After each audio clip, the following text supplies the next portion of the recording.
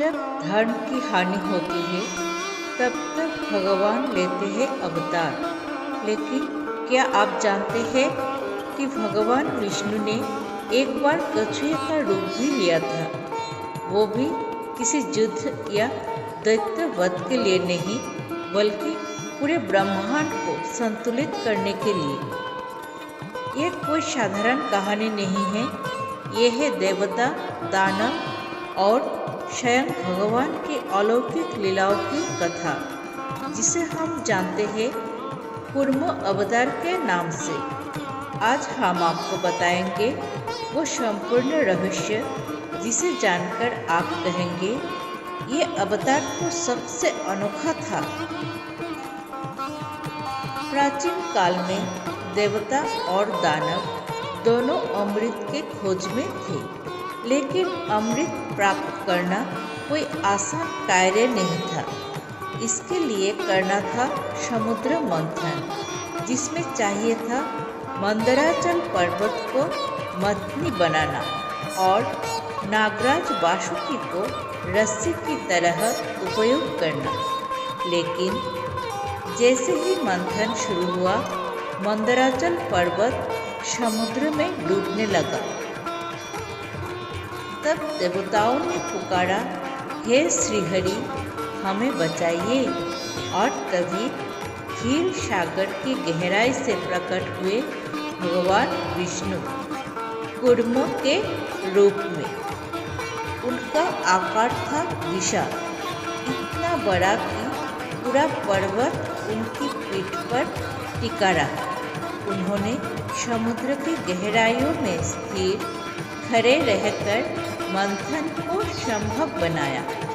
यही था उनका दूसरा अवतार, कूर्म अवतार। भगवान ने ना कोई युद्ध किया, ना किसी राक्षस का वध, फिर भी उन्होंने ब्रह्मांड को संतुलन दिया। यही थी भगवान की महानता। मंथन शुरू हुआ और निकले 14 दिव्य रत्न, कामधेनु, ऐरावत, लक्ष्मी माता, कौस्तभ मणि और अंत में निकला हलाहल विष, जो सब कुछ नष्ट कर सकता था। तभी भगवान शिव ने वो विष पीकर दुनिया की रक्षा की और अंत में निकला अमृत। लेकिन क्या ये सब बिना कूर्म अवतार के संभव था? कूर्म अवतार केवल एक पौराणिक कथा नहीं है, ये है एक आध्यात्मिक संकेत, एक दर्शन।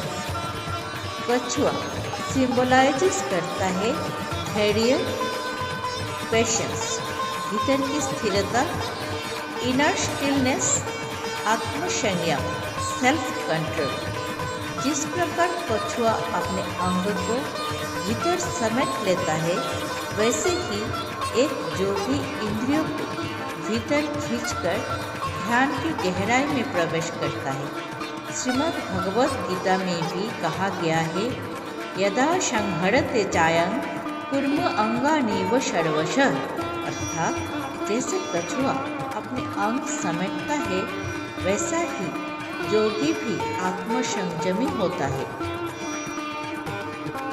आज के युग में हम सब भाग दौड़ में लगे हैं, बाहर की दुनिया को जीतने के चक्कर में भीतर की स्थिरता खो बैठे हैं। कूर्म अवतार हमें सिखाता है कि जीवन में संतुलन जरूरी है, स्थिरता ही शक्ति है। भीतर उतरने से ही अमृत प्राप्त होता है। ये अवतार हमें सिखाता है कि जब सब डूब रहा हो तो शांत रहो, स्थिर रहो और फिर से जग को उठाओ, जैसे कूर्म भगवान ने किया था।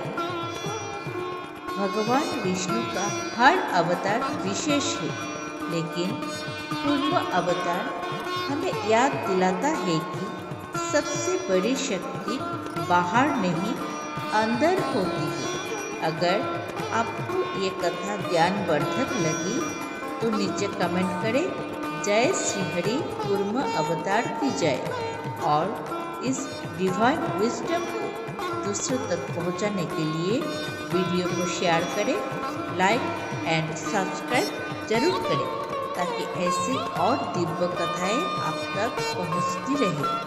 ओम नमो नारायणाय।